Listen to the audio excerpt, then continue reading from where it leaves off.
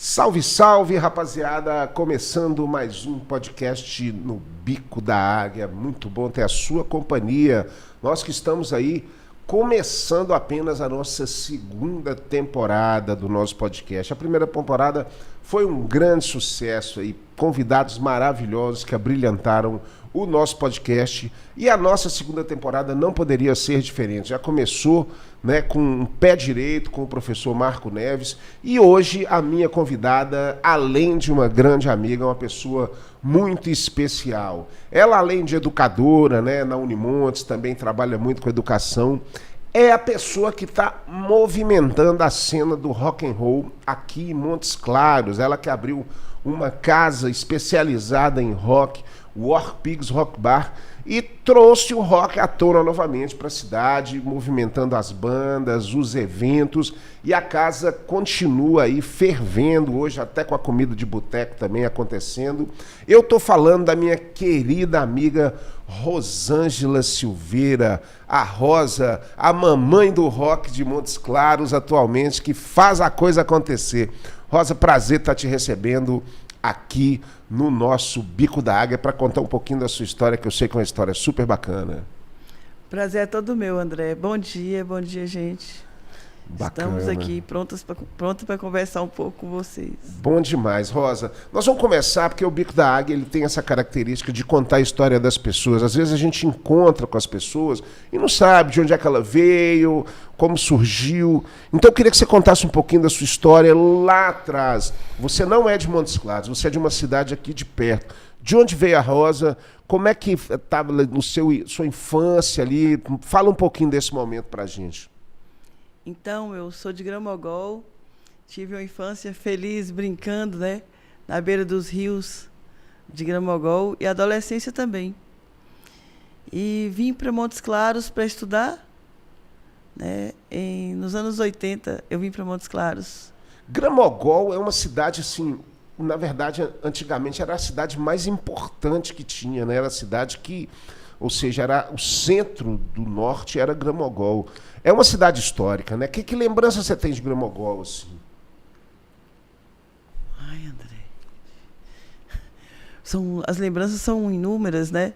Na verdade, a gente guarda muito as histórias da infância, da adolescência, das brincadeiras nas ruas, das pastorinhas, das brincadeiras de roda. Tem essa coisa tradicional, né? Sim, sim. Ai, eu estou tão travada, né? Tá nada, Rosa. Você é do rock and roll, não tem travada nenhuma aqui, não. Aqui, Rosa, então, lá em Gramogol, uma característica de Gramogol é o frio, né? Faz muito frio também lá. Você sentia muito frio em Gramogol? Quando eu fui lá, eu senti, pelo menos. Sabe que eu não tenho lembrança do frio em Gramogol, eu tenho lembrança de coisas mais calientes, para falar a verdade. São as brincadeiras, digamos que a parte do folclore, da arte. Que é forte, né? Sim, na cidade. Os rios, o sol. Eu tenho lembranças do sol na beira dos rios, sabe? Nas pedras. Nossa, acho que eu estou ruim. E você, quando estava em Gramogol, nesse período, assim, você tinha algum contato com rock nessa época? Existia rock na sua infância em Gramogol? Assim, ou era só essa música tradicional mesmo, mais clássica e tal? Geralmente mais regional, né, Rosa? Bom, infância, por incrível que pareça, até não, André, não só regional e tal. Às vezes nem era tanto regional no início, sabe? Assim, na infância e adolescência mesmo. Sim. Essa coisa de música regional eu tive um contato mais como adulta, depois de adulta. Olha só que interessante. Muitas músicas folclóricas, muitas brincadeiras na infância, na adolescência, lembranças maravilhosas. Porém, assim, quando uns momentos assim que marcam bastante a vivência da infância em Gramogol são momentos com a música, por incrível que pareça, lá é muito sabe? forte essa cultura, né? O que acontece? Para eu falar um pouco a respeito, eu preciso te falar um pouco sobre da cidade, né? Da cidade de Gramogol, na minha infância e adolescência. Entendi. Então, assim, teve momentos que a luz era motor. Olha só, você chegou a pegar luz motor? Sim, lá? luz motor. Na infância, a luz era motor. E 6 horas ligava o motor, a cidade toda acordava. Olha com o só. barulho do motor, o ronco do motor que estava acendendo a luz. Olha só. Né? A luz acendia e, assim, digamos que umas 7 horas, ligava um alto-falante na prefeitura. Você tem essa lembrança? Marcante. Que loucura. É uma das lembranças mais marcantes. Ligava o alto-falante na prefeitura e esse alto-falante tocava músicas, né, constantemente, e elas eram rock. Olha só, cara. Sabe? Era flashback, se for pensar bem. Que legal. Então, nos alto-falantes de Gramogol tocava rock para anunciar a luz. Sim, anos 70. Sabe? Eu não sabia que aquilo era rock. Meu pai tinha um armazém, uma venda, né? A venda de Seu Bias, em frente exatamente à associação que tinha o cinema e onde estava o alto-falante. Tinha o cinema de Gramogol? Tinha cinema, Você Diamante. frequentava esse cinema? Sim, toda a Cara, cidade. toda a cidade do interior, eu acho que é uma cultura tão forte, assim, uma lembrança, né? Eu mesmo tenho a minha lembrança de Porteirinha, do cinema que tinha lá, e a gente tinha os matinês no domingo, que era a força cultural, né, Rosa, desse momento. E hoje em dia, cidade nenhuma tem cinema, né? Sim, é verdade. Uma pena, né? Uma pena. Tem outras formas de estar em contato com esse... Aí você sai de Gramogol para estudar, que a maioria dos estudantes exatamente ele deixa, né, a sua região para buscar o estudo. Aí você vem para Montes Claros para buscar a graduação. Como é que foi sua história aqui em Montes Claros? Sim, mas antes disso eu penso que é importante eu falar um pouquinho a respeito desse alto-falante, dessas músicas. É uma história que eu preciso contar. Eu acho que você deve contar. Ela volta hoje. Ótimo. Sabe? As moças ofereciam música para os rapazes e vice-versa. E eu ficava sentada na calçada da venda do meu pai e querendo ser uma daquelas pessoas que oferecia músicas. E me lembro das melodias hoje, sabe? Das músicas que eram oferecidas. Eu não sabia que aquilo era rock, nem que chamava rock. Olha e eu só. gostava da melodia, eu gostava da música. Você era impactada por isso, né? Exatamente, sem saber que estilo musical era aquele ali. Pensa num Sertão Bravo, né? Gramogol, final de 70, início de 80. E quem colocava essas músicas? Quem era a pessoa que trazia essa informação? Uma assim? figura folclórica que cuidava da associação era Derli. Mas em Montes Claros tinha um trânsito direto também com questões culturais. Em Montes Claros, em Gramogol, desculpa. Em Gramogol tinha um trânsito direto com elementos culturais de Belo Horizonte, considerando o prefeito da cidade, que ele morava em Belo Horizonte, o seu Afrânio. O Afrânio morava em Belo Horizonte e os filhos, né, estudavam em Belo Horizonte. E também tinha uma galera, os rapazes, as moças da cidade que iam estudar em Ouro Preto. Ouro Preto também é uma coisa muito forte. Então, eles traziam toda essa cultura de Ouro Preto. Tanto predominava na cidade as serestas, o folclore, as brincadeiras de rodas, como essa melodia noturna que contradizia tudo. Que loucura, tudo Rosa, que era a essência da cidade. Diferente, né? Gramogol é uma cidade que, na verdade, ela me chamou muita atenção, porque eu já tive oportunidade de ir a Gramogol algumas vezes, principalmente num evento que foi muito importante, que foi o Festival de Inverno, que inclusive agora, essa semana, até encontrei com uma pessoa da Unimontes, eu me esqueci o nome dele, falando que existe o plano de voltar o Festival de Inverno, que eu acho que é um incentivo muito grande para a cultura, para a música, para o festival. Mas me chamou a atenção em Gramogol um presépio que uma pessoa da cidade, um senhor lá dessa cidade, um mecenas, fez, e uma coisa maravilhosa. Você conheceu essa pessoa e você conhece esse projeto dele lá, que é esse presépio que ele fez lá? Sim, Lúcio Bem-Querer, nosso amigo, né? Amigo da cidade, amigo de todos. É Lúcio Bem-Querer, Lúcio né? Bem-Querer, uma pessoa muito querida. Primeiro contato com o Lúcio Bem-Querer foi... Ele morava em Belo Horizonte e ele era uma figura folclórica. Sim. Desde a minha infância. A gente sabia que o Lúcio existia e ele tinha avião, ele chegava de avião na cidade. É mesmo? Olha só, que legal, cara. E a gente, criança, Lúcio vai chegar o avião, todo mundo ficava olhando para o céu, esperando o avião de Lúcio passar, né? E o primeiro contato, ele me deu uma carona para Montes Claros. Ele me trouxe, na verdade, para Montes Claros. Não, de carro. Ah, bom. Mas eu nunca tinha andado com uma pessoa na velocidade tão grande, que tinha um jogo do Brasil. E ele vinha para assistir esse jogo. E amigo do meu pai, né? Sei.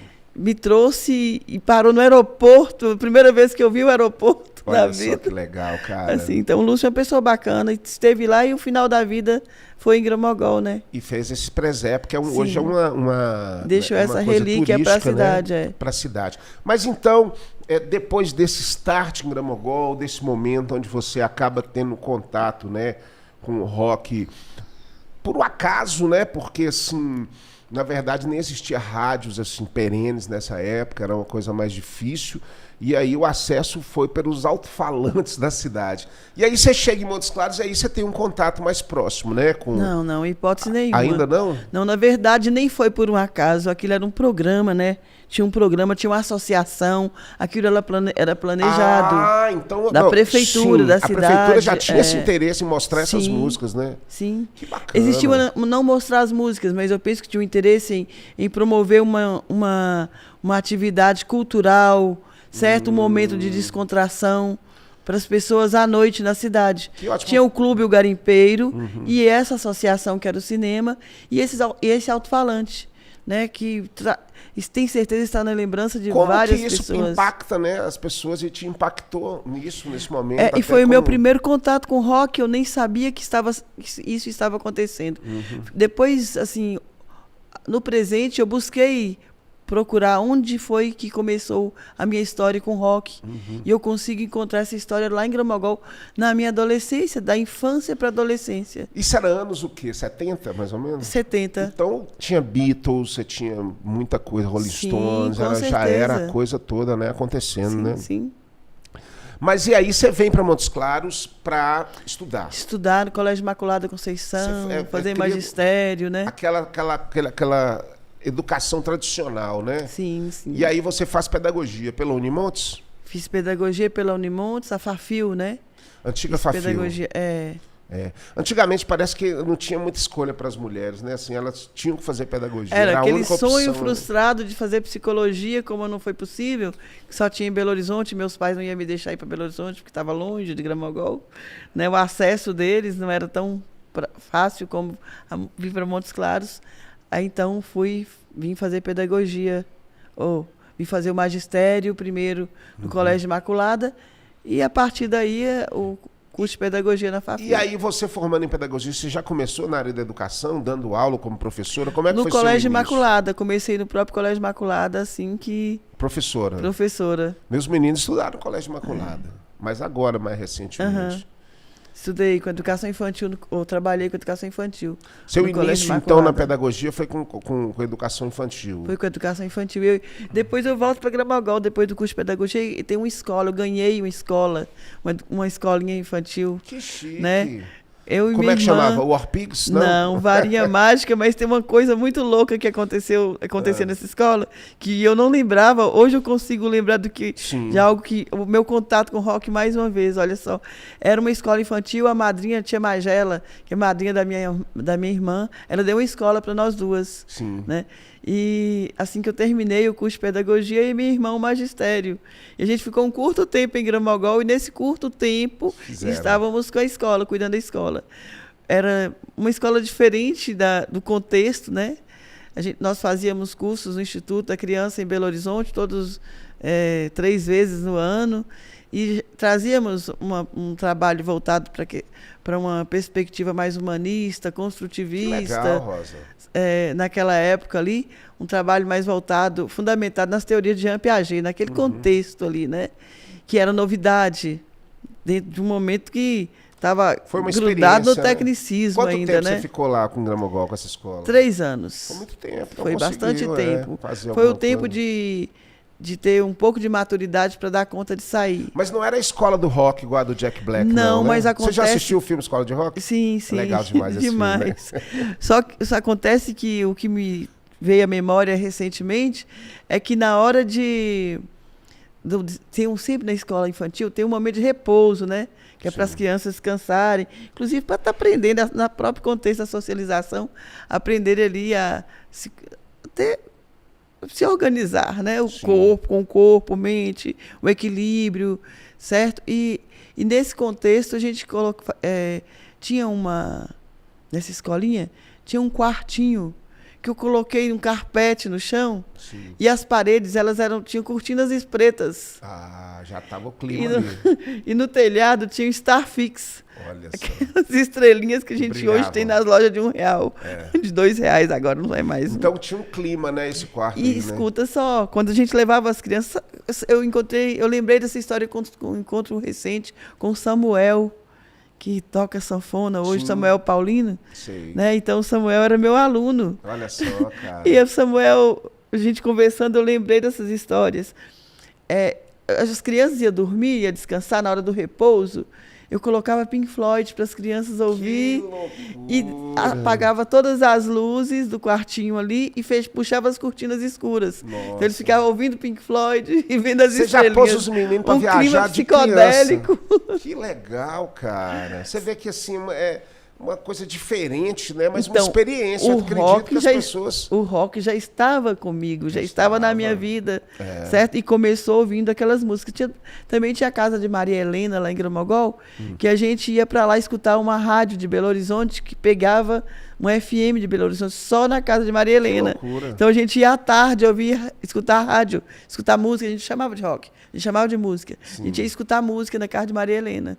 Também tem essa história. São lembranças, né? Sim. Que legal, cara. E aí, assim, quando você tem essa experiência sua na pedagogia, você já parte para especializações, que eu vi aqui no seu currículo, que você foi para outros lugares, para Campinas, você foi se especializar. Como é que foi a sua escalada aí acadêmica, né? Que você se formou em pedagogia e depois você foi buscando essas especializações? Sempre uma coisa que eu tinha clara que eu queria estudar. Certo? Que não queria ficar em Grão-Mogol. Eu via, desde quando eu quis fazer psicologia, ir embora para Belo Horizonte, que os filhos da minha madrinha, minhas amigas, filhos da minha madrinha, foram para Ouro Preto, Belo Horizonte, e eu não pude ir, né? Então eu tinha essa vontade de continuar estudando. E porque eu via que eles iam além de Montes Claros, né? Eu queria conhecer um pouco mais de alguma coisa além que eu nem sabia o que era, além das montanhas. Isso. E, nesse contexto, eu acabo tendo a oportunidade de fazer um concurso na Unimontes, que era a FAFIU, né, que tinha acabado de transformar em instituição de ensino superior, né, e precisava regularizar a situação da universidade enquanto universidade. Sei. Certo? E, para isso, precisava de professores graduados no contexto da universidade, pós-graduados, na verdade. E abriu um concurso com uma vaga para cada cátedra, para cada disciplina ali naquele contexto. Sei. E eu fiz esse concurso, eu era uma menina ainda, cuidando da escolinha infantil lá em Gramogol, certo? A detalhe, cuidando da escolinha infantil e promovendo shows de rock na praça, levando Ricardo Viana, então foi esse o momento Jobim, que você Lindomar, começou esse contato com essa pessoa, não com esse pessoal, né? Porque eles foram fazer um show em Gramogol uma ocasião. Eu conheci, gostei demais. E comecei a articular na cidade uns caminhões na praça, junto com a prefeitura, então e promover shows ali. Nasceu a veia do rock em você ali. Eu penso que com os alto-falantes. Não, os alto-falantes é o início de tudo, mas o movimento de fazer acontecer uma coisa, né? Era incrível, André, como eu escutava aquelas músicas de uma maneira diferente de como eu escutava todas as músicas em Gramogol. Sabe? Gostava das serestas, sabe? Mas eu gostava de ouvir aquelas músicas, sabe? Arrepiar e sentir que você saía daquele lugar ali. Mas a música tem esse efeito, né? É uma coisa era o rock incrível. Já, né? Era o rock and roll. E essa galera aí que você levou lá, que, né, são amigos meus queridos aqui de Montes Claros, o Ricardo, o Jobim, Lindomar Coimbra. Você pegou uma galera que veio depois de mim, que eu até conversei com o Marco Neves na entrevista que nós fizemos aí, a primeira do Bico da Águia, que nós falamos que aqui em Montes Claros, na década de 80, tinha o movimento do rock da cidade. E era uma coisa fantástica que as bandas de rock, era o momento do rock, né? E as bandas de rock faziam shows nos cinemas. Então os cinemas da cidade, Cine Montes Claros, Cine Pátio, ficavam lotados e 10, 15 bandas tocando ali. Guardadas as devidas proporções, é mais ou menos o que você faz hoje no bar, que é um bar menor, não cabe um público tão grande assim, mas você consegue circular muita gente, ou seja, muitas bandas passam por ali, né? Mas tudo então nasceu nesse momento ali de você promover esses shows lá em Gramogol, nessa época. E aí você então aceita o concurso, passa no concurso e vai para Unimontes. Sim, para te falar a verdade, eu penso que foi na própria música que eu senti, nasceu o desejo de ir além. Entendi. Sabe? E o canal que eu tinha para passar dali seria se eu entrasse na universidade como professora. Porque, na verdade, eu queria estudar. E os meus pais já tinham me dado estudo até onde eles entendiam ser importante naquele momento, que era a graduação. E me formada professora qualificada, capacitada na concepção deles, para voltar para a cidade, assumir talvez uma direção da escola, algo assim, né? Porque ser diretora de escola era um cargo, um papel importante na sociedade. Demais. Né? E meu pai, maçom, comerciante de uma vida inteira, construiu toda uma história naquela cidade, né? Então ele queria ver uma filha bem-sucedida ali naquela, certo? E, bom, eles não entendiam o que eu queria mais. Mas quando passei no concurso, eles começam a compreender isso aí. Você queria além Era uma daquilo. vaga, aí eles se sentiram importante, que era uma única vaga exterior, que o concurso era para regularizar a situação de quem já estava na universidade há tempos, né, enquanto fundação. Né, e já tinha tempo de trabalho ali. E eu passei nessa vaga que tinha para didática. E comecei a ser professora do ensino superior. Do curso de pedagogia? Do curso, de todos os cursos, na verdade, de licenciatura. Ah, tá. Porque é uma disciplina que tem todos os cursos. Comecei a exercer a função de professora sem me sentir capacitada para isso. Como é que você se sente sendo professor? Porque eu sou professor também universitário, é uma coisa que me dá grande prazer, assim, de estar sempre em contato, né, com novas pessoas e tudo. Você tem essa coisa assim, essa chama de entrar numa sala de aula e saber que você está fazendo a diferença? Ou você acha que isso vai se perdendo com o tempo, os alunos já não têm mais essa importância toda que o professor tinha? O que você pensa da função do professor hoje em dia? Eu penso que hoje em dia, e desde que eu comecei, se eu não tivesse sonhos, se eu não acreditasse que eu estou ali fazendo a diferença, sabe? Contribuindo de alguma forma para o processo aí de construção de cidadania das pessoas, jamais estaria numa sala de aula. Quando eu entro na sala de aula, eu esqueço grão-mogol, rock and roll, eu esqueço tudo. Eu sou Rosângela ali, professora, sabe? Com aquele conteúdo, aquela vontade. Não é uma missão, não, é uma profissão, sabe? Uma profissão que tem o intuito de emancipar. Também, né? Você vibra Sim, com isso meu também. eu sou professora. Sim. Esses dias eu postei nas redes sociais. Professora, assim, cozinheira também. Então, assim, eu sou professora, eu tenho claro que em Grão-Mogol meus pais me viam professora, quando eles me induziram, me obrigaram, entre aspas, a buscar essa profissão. Bacana. Certo? E aí você vai buscar especializações fora? Como é que foi essa sua escalada para fazer as especializações? Na verdade, o concurso da Unimontes, para mim, foi o caminho de um trampolim para ir para a Unicamp. Era o que eu queria, na verdade, era estudar. E a única condição que eu tinha de estudar, sendo que meus pais já tinham me dado o que eles podiam em termos de formação, porque tinham os outros filhos, era exatamente onde fui. Né? E daí foi a busca de... Aí você vai para Campinas e vai morar em Campinas? Vou morar em Campinas, porque quando passei no concurso da Unimontes, a Unimontes não tinha mestres e doutores.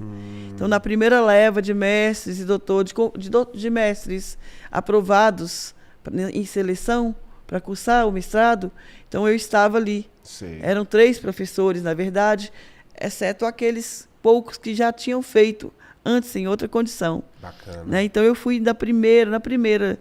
Tanto que eu saí, o conselho aprovou a minha saída no estágio probatório. Eu tinha 6 meses de aprovada do concurso, quando eu passei na seleção para o mestrado e fui embora para Campinas. Você ficou quanto tempo em Campinas? Antes a gente tinha o privilégio, o direito, né, ao ócio, o ócio produtivo, para estudar o que, infelizmente, hoje os professores, os profissionais não têm, né? Então, eu fui afastada para estudar para o mestrado, 4 anos e meio, com direito à prorrogação por mais 6 meses. E você ficou, então, 4 anos em Campinas? 4 Campinas? anos em Campinas fazendo mestrado, voltei, fiquei 1 ano e meio em Montes Claros, 1 ano e meio... Não, 1 ano em Montes Claros, foi o tempo de produzir o projeto para tentar o doutorado na Unicamp, e fui embora. Fiquei chefe de departamento nesse curto tempo, departamento de métodos e técnicas da Unimontes, e assim fui aprovada no doutorado e já fui embora para a Unicamp, fiquei mais 4 anos e meio. Então, ao todo em Campinas você ficou quase 8 anos. Sim, o doutorado eu acabei voltando, trabalhando no Pitágoras com Fátima, né? Um período quando estava ali criando a universidade, o Pitágoras aqui, na verdade, enquanto instituição de ensino superior, né? E nesse tempo eu contribuí um pouco naquele momento da história dessa instituição. E nesse tempo eu fiquei indo e voltando para Campinas. Eu creio que eu não morei em Campinas no doutorado. Eu fiz os créditos, digamos que fiquei 2 anos e meio em Campinas e 2 anos e meio indo, escrevendo tese por aqui. Que é assim, vamos dizer, do lado, São Paulo, né? Lá você tinha um contato com o rock and roll mais não, visceral? Em hipótese nenhuma. Que loucura, né? Então assim, lá que o negócio estava acontecendo, você não entrou nessa onda de rock? Ali, porque eu sou muito intensa onde estou. Sei. Então eu mergulhei nas leituras. Eu queria minha formação, eu fui para São Paulo buscar a formação acadêmica. Você não foi nem num showzinho assim de rock? Não, é como se eu nunca tivesse, exceto os momentos que eu estudava nas madrugadas. Eu sempre fui das madrugadas, né? No momento que eu estudava nas madrugadas, eu estudava escutando música o tempo todo. Eu ainda não chamava de música, de rock. De rock. Mesmo assim, eu escutava músicas, melodias preferidas. Latina, né? Ou era música clássica ou era rock and roll. Era o que eu estudava escutando.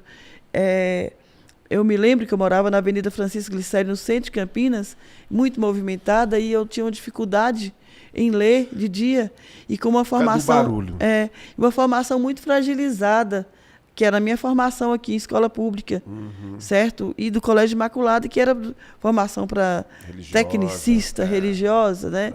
Então, assim, eu priorizava, me organizei em Campinas para estudar de noite. Então, 10 horas da noite, hoje, na hora que eu me arrumo, me enfeito toda para poder ir receber a galera do rock no Orpigs, eu me preparava para estudar. E eu tinha todo um ritual da mesma forma. Você vive intensamente o que você está vivendo. Onde eu estou inteira. O que você está fazendo de forma exatamente. Plena, né? E daí, assim, em Campinas, eu sentava para estudar 10h30 e parava 5h30 da manhã. Nossa! Eu vivi isso por uns 4 ou 5 ou 6 anos. É muita dedicação, né, cara? Para a pessoa que está fazendo um mestrado, um doutorado, para fazer direito, tem que ter essa dedicação. Eu me dei o luxo de, sabe, de ter o privilégio, eu tive o privilégio, como eu disse, de ter esse tempo, que hoje, infelizmente, uma educação aligerada, tudo que a gente vê no contexto educacional, hoje, infelizmente, não existe essa possibilidade, né? É complicado. Então, assim, e eu eu estudava numa área que eu não tinha formação, história e filosofia da educação. Meus colegas eram padres, a maioria homens, sim, certo? Que tinham uma formação mais concreta, digamos, vou usar os termos assim, sim, mais concreta na área específica. E eu tive que buscar isso aí. É uma conquista, né? Para a mulher é mais difícil. Então ainda, foi uma luta, sabe? Entrar na sala, ter que apresentar uma obra de um autor, um clássico da filosofia, sabe? É muito bacana. Um método de estudo da história na Unicamp, onde eu sabia que os meus professores eram aqueles autores papas, dos livros, né? Os grandes. Que todos estudavam, né? O Dermeval Saviani, era o Paulo Freire. Não cheguei a ser aluna, mas assisti várias palestras. Você conheceu o Paulo Freire? Sim, tive o privilégio de conversar, como estamos conversando aqui. Rosa, que show, certo? Dermeval Saviani, que para mim é a referência da minha formação, sabe? Enquanto filósofo, escritor, pesquisador brasileiro, na perspectiva da pedagogia histórico-crítica, que é a minha afinação epistemológica no contexto da universidade, certo? Então, assim, eu tinha uma obrigação de fazer lá o que eu fui buscar lá. Entendi. Que era exatamente essa formação acadêmica, que era o que eu sentia falta. E olha, André, eu parei de ouvir música com objetivo na música, mas como um desligar, uma maneira viagem, de desligar né? do mundo ao redor para concentrar nas minhas leituras. E era o rock and roll que me ajudava. Eu abstraí essa história da música, mas eu vivi com a música do lado, né? Meu filho, por exemplo, às vezes escutando um rock pesado no ouvido. Eu falo, cara, como é que você concentra escutando isso aí? Mas eu falei, eu concentro, porque isso aqui vai de um lado da minha mente e a outra mente minha está concentrada aqui no meu foco, né? Eu escutava também. Pois é. E eu escutava a Rádio FM de Campinas, né? Lá tem grandes E a rádios. madrugada é rock and roll, literalmente. Eu penso que intensificou, sabe? Assim, enquanto o pessoal que eu convivo hoje da cena do rock aqui em Montes Claros sabe discutir história do rock, a história dos músicos, sabe? Eu estudei a história dos filósofos. Que é muito interessante. Eu fui buscar também a Grécia, a Idade Média, a modernidade, a história da filosofia, para eu compreender o meu elemento-chave de pesquisa, que era a educação. E, mais precisamente, a didática, o ato de ensinar do professor, a forma de ensinar, certo? De fazer a educação. E, para isso, eu busquei na história da filosofia. Eu acho que acaba que tudo está interligado também, porque o rock, ele é uma grande filosofia, né? Ele é uma filosofia na letra, na palavra e na atitude. Rosa, eu preciso te interromper um pouquinho, porque a gente agora, daqui a pouco, vai falar sobre esse projeto do Warpigs, que é uma casa, assim, que eu tenho um grande prazer em ser parceiro de vocês, até mesmo porque vocês começaram lá do lado da minha casa, como meus vizinhos, e depois cresceu para esse trabalho super bacana. Mas eu preciso falar para você da Personal Jingle. A Personal Jingle é a produção na comunicação musical, ou seja, você comunica com música. Então você tem uma empresa, quer comunicar com música, quer colocar o nome da sua empresa na cabeça das pessoas, procure a Personal Jingle, é uma empresa especializada em produção de jingles. Então você entra em contato através do nosso site, você pode fazer um orçamento e você vai ter uma peça que pode ir para as redes sociais, que pode virar um videoclipe, que pode ser divulgado na televisão, no rádio, em carros de som. É uma estratégia fantástica de comunicação. Então, Personal Jingle, a nossa parceira aqui no podcast no Bico da Águia, e você pode fazer a comunicação da sua empresa ficar muito melhor com música. E precisamos falar também do nosso canal aqui, que é o Busque TV, que é esse novo projeto de comunicação aqui em Montes Claros, onde você vai ter parcerias, né, vários projetos que acontecem. O Bico da Águia é um projeto do Busque TV, ou seja, você tem a comunicação regional acontecendo verdadeiramente e você pode acessar o Busque TV e você pode acompanhar também o Bico da Águia na Vim TV, que é a TV a cabo. Você acompanha 2 vezes por dia e acompanha as entrevistas. E hoje nós estamos apenas na nossa 2ª entrevista da nossa temporada, recebendo a doutora, professora, mestre, mas atualmente o status dela é de movimentar a cena de rock aqui em Montes Claros, porque ela é a proprietária do Warpigs Rock Bar, essa casa que está fazendo uma grande diferença na cena de rock aqui em Montes Claros. Você já me contou que os alto-falantes abriram as suas percepções para o rock. Você viajou pelos lugares, se especializou em música, aliás, se especializou História e filosofia. História e filosofia e tudo mais. Isso. E volta para Montes Claros, logicamente para trabalhar, fazer os projetos de educação. E como começou essa ligação sua para criar o Warpigs? Como foi essa volta? Bom, na verdade, eu não criei o Warpigs. Né? Você nunca tive projeto de bar, Sim. Jamais passou pela minha cabeça estar envolvida no contexto rock and roll, da cena do rock. Como aconteceu para você, né? isso? Teve uma temporada que eu fui morar em Unai, certo? Trabalhado como professora em Paracatu, Unai, porque naquela região ali próximo a Brasília, né? Que também foi uma parte bacana da minha vida. Um momento assim que a gente tinha ali uma uma academia, né? A gente tinha uma academia de jiu-jitsu. Isso. Eu era casada Você foi ainda. casada com um atleta, né? Sim. Um atleta de alta performance, não é isso, Rosa? Sim, Como é que foi essa sim. história? A gente construiu uma história em Unai, minha filha, o ex-marido, e a gente viveu lá um momento levando adolescentes, jovens e adolescentes, né, a se tornarem ali campeões de jiu-jitsu. Que legal. Éramos filiados à academia Julião Tim, do Júlio aqui de Montes Claros. Né? Então levávamos aí para Uberlândia, Rio de Janeiro, Belo Horizonte, ônibus de crianças e adolescentes. Que bacana. Assim, e eles levavam para o Unai troféus,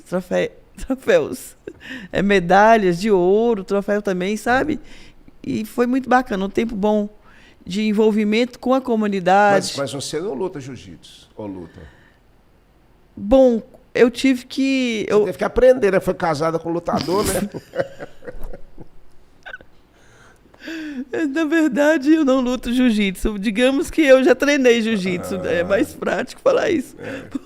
Né? Mas eu acho que é mais apropriado dizer que eu treinei jiu-jitsu por um bom tempo. Eu tive uma vida intensa em academias, né? Que bacana. Foi uma temporada da minha vida, ainda assim, simultâneo à academia, à universidade.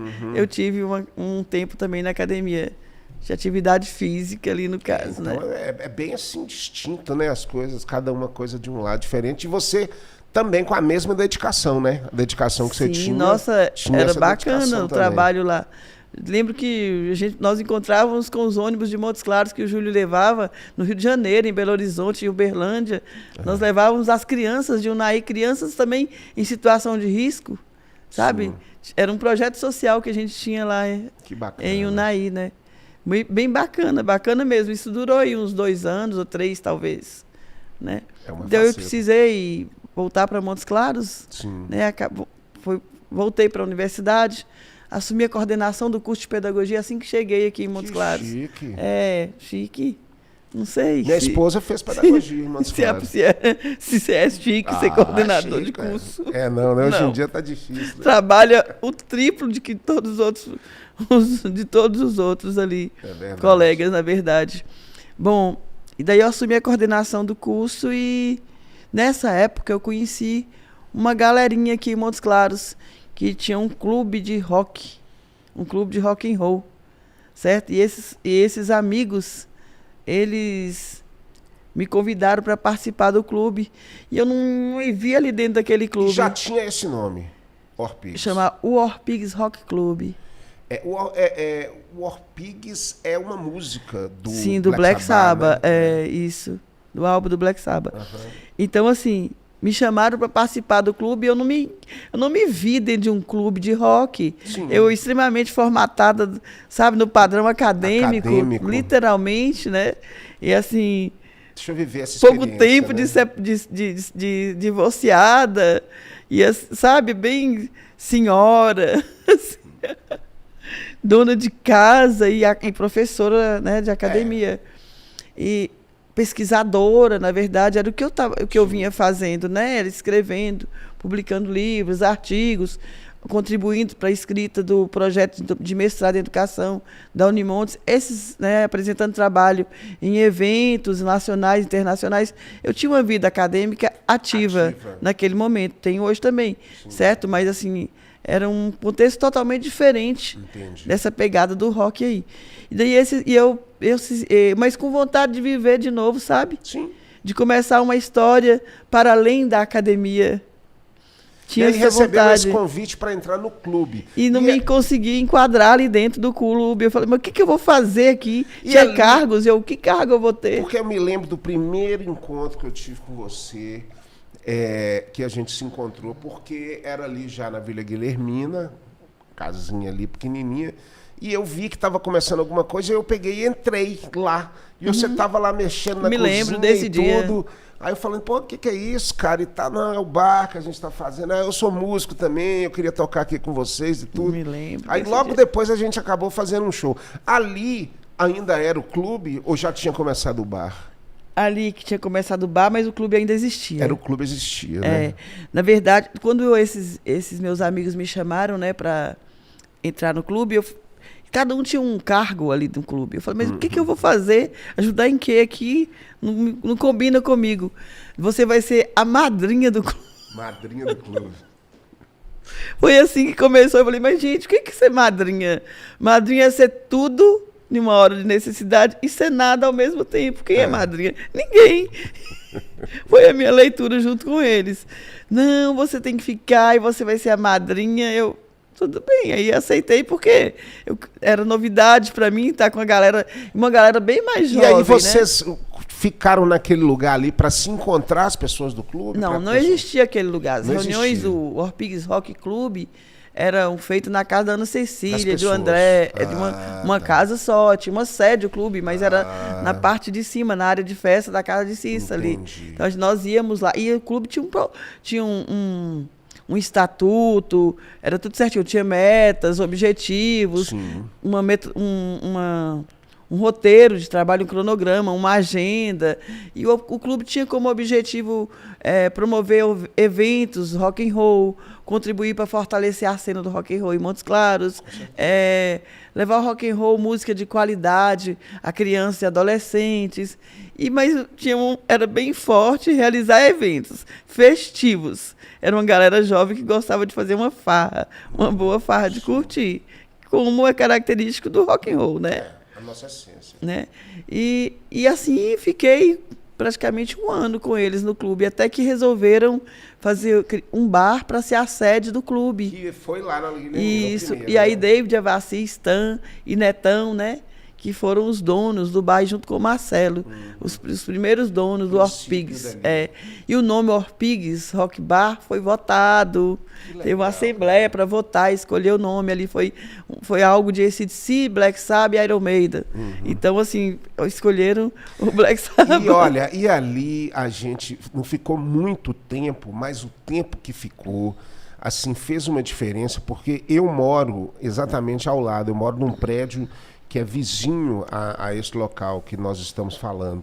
E assim, eu chegava sábado, sexta-feira, eu ia para a janela e as bandas tocando Black Sabbath, Iron Maiden, AC/DC, Scorpions, rock nacional também, tudo. E para mim era uma maravilha. Eu ficava ali em casa tomando uma cervejinha, escutando rock. Eu falei, nada contra a música sertaneja, eu falava, se fosse música sertaneja, esse tipo, não é minha praia, mas o rock é minha praia. Então, eu ficava escutando aquilo, falei, que lugar legal, cara. E aí, realmente, a gente se aproximou e ali aconteceram muitos eventos bacanas. Inclusive, me lembro de um evento épico que você fez lá, não sei se foi aniversário, que nós fechamos a rua e várias bandas tocando e deu um batedor, um vizinho encheu o saco lá e começou a brigar e deu polícia, tinha que ser, né? Tinha que dar toda aquela história. Esse dia foi muito louco, né, É a cara Rosa? do rock and roll, né? É a cara do rock and roll, isso aí. Então, era despedida do local, né? É o rock da gratidão. O cara O ficou único muito vizinho nervoso, que não estava o vizinho ficou muito participando. nervoso, o vizinho. Você ficou A muito rua nervoso. inteira estava participando do evento, tinha um Toda. vizinho que não, e foi exatamente a parte.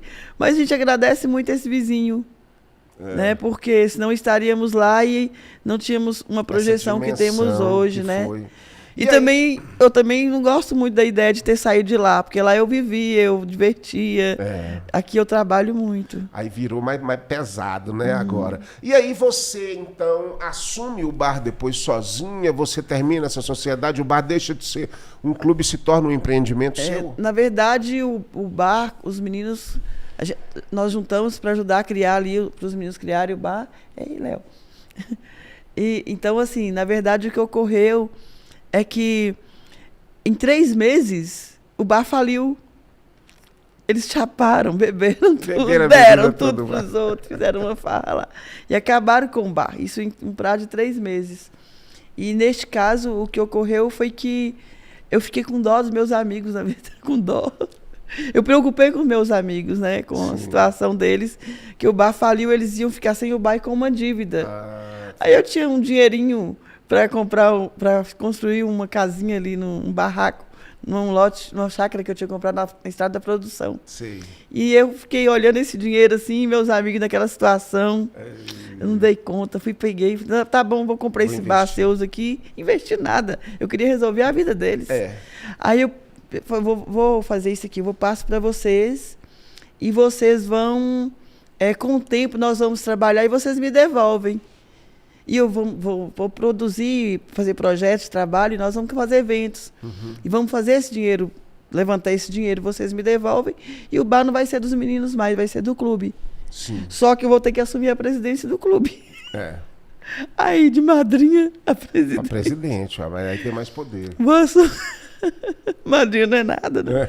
Vou assumir a presidência porque precisava ter alguém de pulso firme para produzir trabalho e para todo mundo para trabalhar.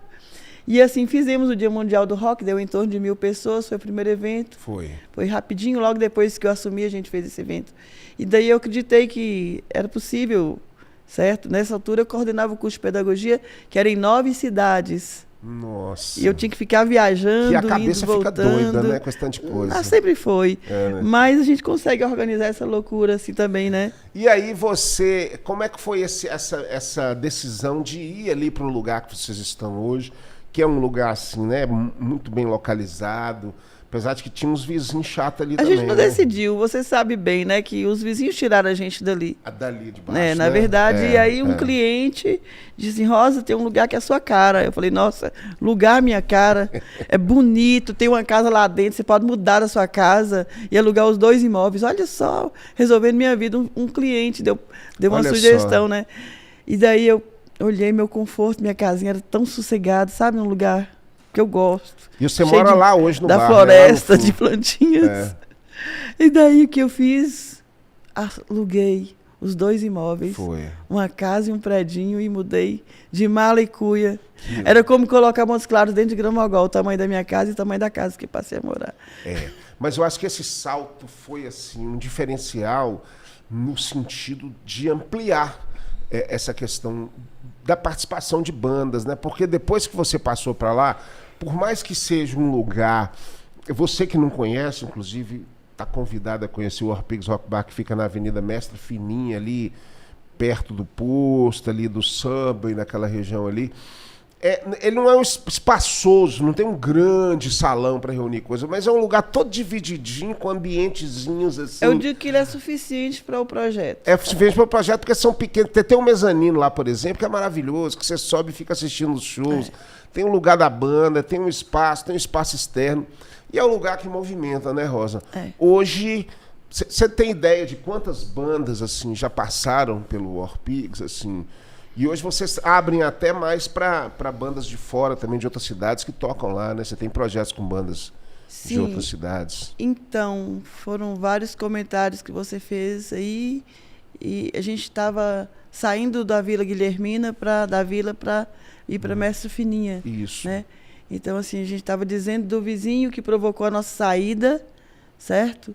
De um jeito chato, né? Cara prego, mas de um jeito chato e que ele contribuiu, não sei se com a minha vida, penso que talvez não, mas com a cena do rock sim, porque foi a partir daí que ocorreu a necessidade, sabe, de sair de lá. Mas assim, antes, lembrando que o clube, o Warpigs Rock Club, ele está parado, mas ele é latente.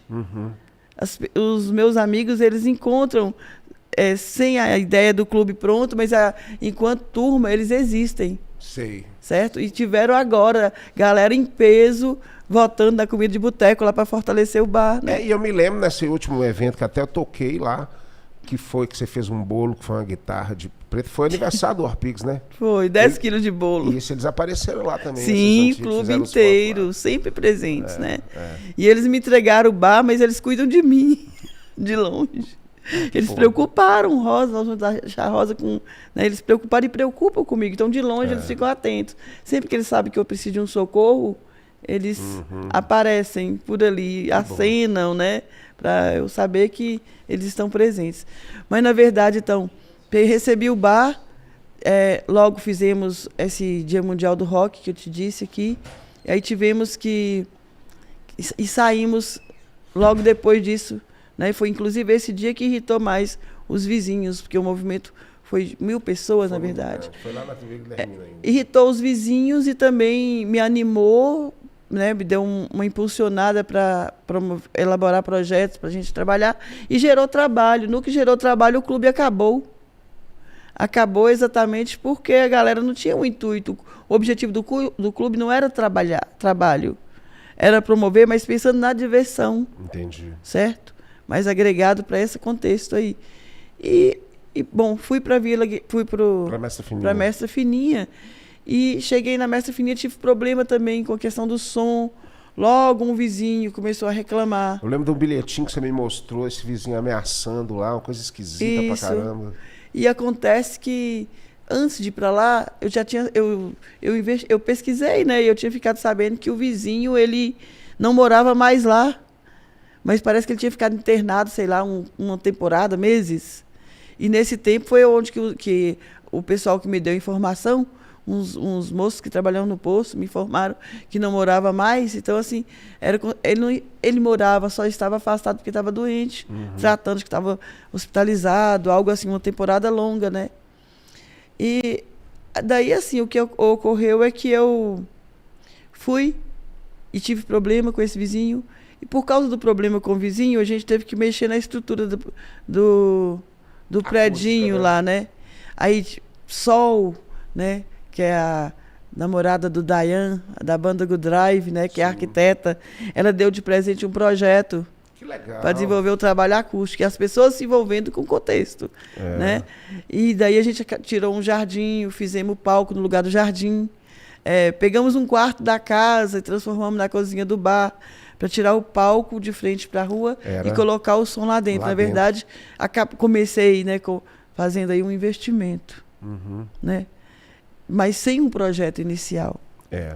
Certo? Então, assim, uma coisa que foi criada sem um projeto é complicado. Demais. Na minha vida, eu nunca tinha feito nada sem projeto. Foi dando asas aos pontos aleatórios que iam aparecendo e construindo em cima daquilo ali. Então é estável. Porque você precisa realmente de um projeto que proteja, porque é rock, é alto. E aí, assim, passou das 10 horas, as pessoas têm essa lei do silêncio e tudo. E aí, assim, dentro dessa estrutura que você está hoje, está seguro, né? Parece que não tem... Hoje em dia, porque hoje o bar ele é full time, ele fica a madrugada inteira, né? O bar ele se apresenta como o bar da madrugada em Montes Claros, né? É uma pena. Isso foi uma necessidade para ele não morrer. Você precisou para ter a clientela para ele não morrer, porque eu não pensei em nenhum instante em ter um bar específico para a madrugada. Em ter um espaço. A minha proposta é o espaço cultural, que é continuar a proposta do clube. Como de fato existe, mas para a cidade em si, a visão é essa. Mas não é a essência dele, não. É porque é muito desgastante, né? Você trabalhar na madrugada não é brincadeira, não. É perigoso, né? São várias questões que dificultam esse trabalho aí. Tanto na logística quanto na segurança.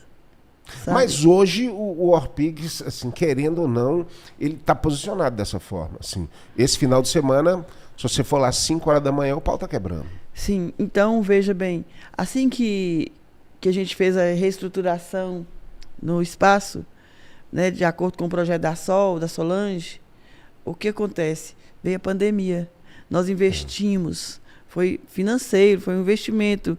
Mudamos a estratégia, tiramos o jardim, quebramos a porta, tiramos o palco de um lugar, levamos para outro, fizemos um trabalho acústico para o som ficar ali dentro, né? Teve um investimento ali. Fizemos 3 dias de rock, né? Nesses 3 dias foram 16 bandas. É muita coisa. E você tocou. Toquei. E daí, pandemia, logo após. Na segunda-feira eu fiquei sabendo, né? Assim, na sexta eu fiquei sabendo que começaria esses shows, que a Unimontes iria parar. Já. Então eu não achei ético. Entendi. Meio contraditório, eu paro no meu trabalho e fico, certo? A pandemia foi terrível para todo mundo. O bar é meu, ele não é meu, ele é da minha filha, na verdade. Eu trabalho lá. Sim. Na verdade, né? É da minha filha. Eu sou funcionária pública. Eu me lembro que na pandemia meu, assim. vocês fizeram muitas lives, né? Foi o momento então, das foi lives. Onde eu ia entrar aqui para te dizer que...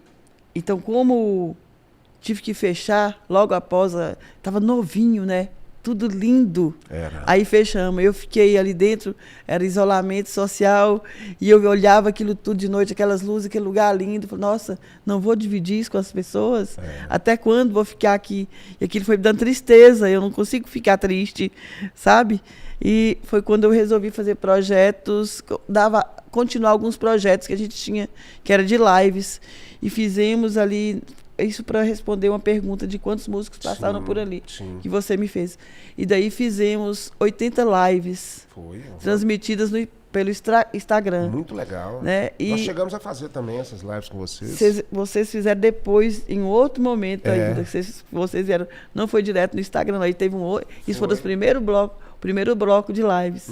E assim, para comemorar o Dia Mundial do Rock, eu contratei um técnico, Simon Reis, né, para transmitir a nossa live. E ele não pôde, sabe, assim, 3 horas da manhã, véspera do dia, ele teve um problema com o equipamento dele, não pôde. E era a primeira live no nosso canal do YouTube. Nós lutamos bravamente para conseguir o número de inscritos em tempo recorde, né?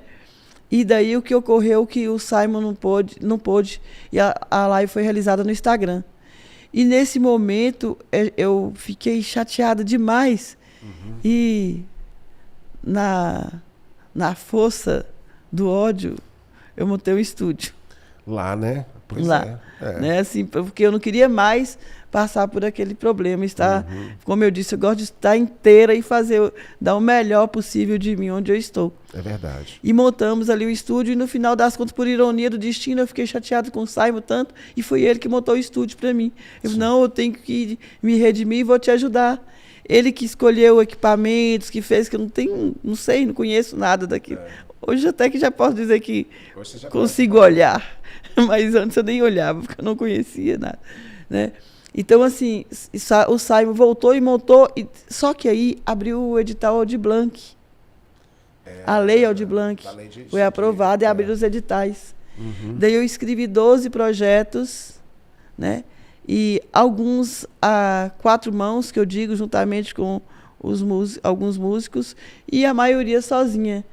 E convidei os músicos para coordenar esses projetos.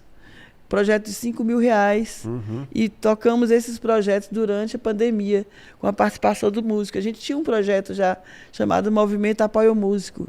Era um projeto que tinha como objetivo defender o músico da cena do rock, defender o cover artístico, que ele fosse repassado na íntegra para o músico, certo? E não que o músico não fechasse cachê com o dono dos bares, mas sim que ele recebesse o que é o movimento, né? Exatamente, o cover, né, na íntegra.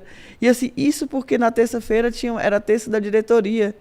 Então era segunda sem lei, terça da diretoria. Bacana. A gente reunia nas terças com os músicos que tocavam na casa. Então não perdeu o espírito de clube, mas virou... O Orpigs Rock Bar virou a casa do rock. Virou. Aí fala assim, mas é uma associação? Não, não é associação, é uma casa. Mas reúne uma trupe, né? Reúne pessoas. E o mais interessante, que reúne as gerações. Você fez, inclusive, agora um evento recentemente, que foram os dinossauros do rock, que levou... a galera, eu nem sou considerado ainda o dinossauro do rock. Eu sou depois depois do dinossauro. Mas foi a galera mais antiga que fazia rock ali, e fazendo uma interação com essa galera nova, né, que está fazendo rock. Então acho que esse intercâmbio é muito bacana. Eu penso que o Orpigs já é uma marca consolidada em Montes Claros no rock. Eu entendo que você acaba fazendo até um sacrifício físico para manter isso, porque você estar num projeto que você precisa ficar na madrugada acordada, sabe? É muito difícil, você tem que ter muita resistência física para fazer isso. Você tem que estar aí firme e resistente. Mas eu acho que o Orpigs ele ainda tem muita coisa a contribuir, sabe? Assim, principalmente na produção cultural. Já pensou, por exemplo, em fazer uma coletânea, um álbum do Orpigs com gravações das pessoas para a gente lançar alguém, estourar alguém saindo ali do Orpigs? Eu acho que é isso, cara, para a gente estar tentando fazer, né? André, o Orpigs hoje, né, o Rock Bar, ele se tornou a casa do rock de mock. E essa pegada de clube nunca saiu da essência daquele espaço. Então, eu não falo que ali é um bar. Eu chamo de espaço cultural e que é o bar que mantém aquele espaço, porque é o bar que paga aluguel, é o bar que paga a faxineira, é o bar que paga a água, a luz, a internet. No caso, que montou o estúdio, onde os músicos ensaiam de graça, os músicos do rock não pagam para ensaiar, ensaiam até... A proposta é de até 4 horas de ensaio, de uma vez por semana para cada banda. Tem um músico, Zelão, né, que tinha um estúdio. Zelão, ele é uma pessoa, né, que no momento eu dei um cargo para ele de padrinho do estúdio, para ele ajudar a fazer as agendas e tudo, para diminuir o trabalho para mim. Certo? Então, mas assim, é uma casa cultural, é um espaço cultural. E esse espaço cultural, ele se consolidou mesmo, eu penso que foi a partir da aprovação de 12 projetos na Lei Aldir Blanc. E agora está voltando, onde a gente teve uma fomentação para ocorrer, para realizar esse trabalho. E daí, assim, como eu sou professora de metodologia, eu dou conta de fazer os projetos certinhos e dou conta de aprovar os projetos dentro do padrão que possam ser aprovados. E né? hoje o Orpigs, ele participa do concurso Comida de Boteco, a cada ano ele participa, e hoje está participando com um prato super bacana, que é o rango do... Como é o nome do prato? Rango Rock Catumano. Rango Rock Catumano. Você está convidado a visitar o Orpigs, parece que termina esse mês, eu não sei quando termina a comida de boteco, mas para você prestigiar também o Rango Rock do Orpigs, né? Para conhecer um pouquinho dessa gastronomia, porque lá, além do rock, tem gastronomia, e gastronomia da pesada, né, Rosa? Que você gosta muito disso, né? Como eu disse, eu sou professora, sim, mas eu sou cozinheira também, né, na verdade. Então, sendo aprovados os projetos ali na Lei Aldir Blanc, foi um momento de que a Casa do Rock, ela aparece em Montes Claros. Porque daí todos os 12 músicos, tinham vários outros músicos envolvidos na proposta do seu projeto, quando cada músico coordenou um projeto. Entendi. Certo? Trabalhando junto comigo o tempo todo, em parceria. Né? E esses músicos divulgaram todo esse trabalho. Então, criou-se uma rede de divulgação da casa. Então, o Orpigs cresceu fechado. Daquela barzinho de uma portinha de uma garagem lá na Vila Guilhermina, ele cresceu fechado no tempo da pandemia. Foi incrível, assim, de tipo o Instagram de 700, 500 seguidores, está em torno de quase 5 mil seguidores. Então, isso cresceu fechado. E cresceu fechado e abriu com a necessidade de sobreviver, porque abriu fraco, né, das pernas ali financeiramente. Como assim, mas como é tudo. Resistente, como o rock é resistente, a resistência é o que vale. Sim. Né? E assim, persistir, né, nessa ideia. E daí, assim, eu estou dizendo para falar da comida de boteco. Sim. Daí eu pensei, conversando com minha filha, mas o que nós vamos fazer para comprar cerveja para vender? A gente não tinha dinheiro para comprar cerveja para vender, sabe? Isso tudo considerando que eu sendo professor e cumprindo minhas obrigações na universidade. Sim. E com um trabalho paralelo, certo? Aí minha filha teve a ideia, mãe, vamos vender comida, restaurante, porque a senhora sabe cozinhar, é o que gosta de fazer, né? Então vamos vender comida. Aí começamos a investir na comida para não deixar a música morrer. Com certeza. A comida salvando a música. Nesse momento eu sou convidada para o concurso de comida de boteco. Sabe, eu fiquei assim, hesitei, será que faço isso? Mas se eu fizer isso, eu vou mostrar para todo mundo esse espaço. Claro. E vai vir muita gente. Será que nós vamos dar conta? Não. Daí o que eu resolvi? Aí eu mudei de ideia. Não, vou entrar no concurso para mostrar o bar. Porque foi o comida de boteca é familiar, né? Trabalha com essa questão familiar. Isso, o ano passado, isso foi do 2022. Eu entrei no concurso para mostrar o bar. E assim fizemos.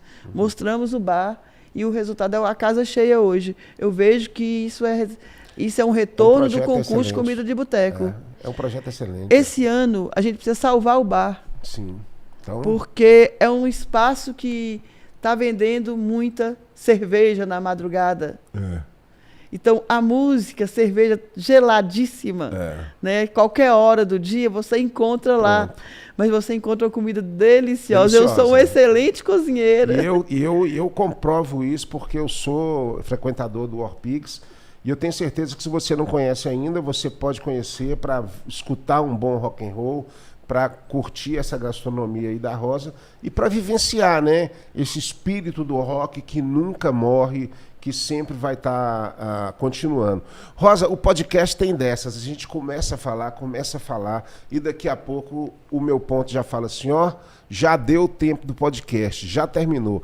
Antes de te dar a palavra final para a gente encerrar o podcast, eu preciso falar com você da Personal Jingle, que é a produção musical através de comunicação, ou seja, você comunica com música. Se você quer fazer um jingle para sua empresa, Personal Jingle, personaljingle.com.br, produção especializada de música para você e para sua empresa. Nós estamos sendo apresentados pelo canal Busque TV, esse novo projeto, uma nova TV para um novo tempo. E também você pode acompanhar o podcast do Bico da Águia na Vim TV por 2 horários durante o dia e acompanhar todas as nossas entrevistas. Rosa, eu queria te agradecer imensamente de sua participação aqui. Eu acho que assim, você tem espaço até para voltar, para contar novas histórias aí, porque eu acredito que o Orpigs ainda vai continuar, mesmo com todas as dificuldades, porque você é uma pessoa que tem muita fibra, tem muita garra, mostrou isso com toda a sua história, e você pode contar com a gente para estar junto com você nesse projeto. Obrigado, minha querida, por essa participação. Eu que agradeço esse espaço, André. E assim, eu gostaria muito assim de deixar um apelo à sociedade. Sim. Sabe? Se querem um espaço cultural rock and roll em Montes Claros, mobilizem-se, porque a minha trajetória nesse contexto ela está encerrando. Tá nada. Eu comecei e que continuem. Certo? Eu comecei eu comecei a minha trajetória com a Casa do Rock de Moca, institucionalizando, oficializando, legalizando o espaço com os projetos que fizemos. Creio que vamos fazer alguns agora nessa leva de novos editais. Creio também que esse momento na minha vida ele está encerrando.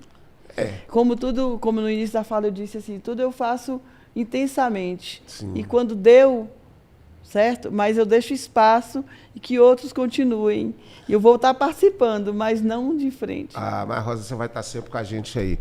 Olha só, então agradecendo a Rosa e agradecendo também a você, né, por mais um podcast no Bico da Águia, agora na nossa 2ª temporada. E na semana que vem nós teremos mais um convidado super bacana, só para você, com muita história legal, como foi hoje a história da Rosângela Silveira, a mamãe do rock aqui, do Orpigs Rock Bar, que você tem que conhecer, tá? Até uma próxima, até semana que vem com mais um no Bico da Águia. Valeu, galera!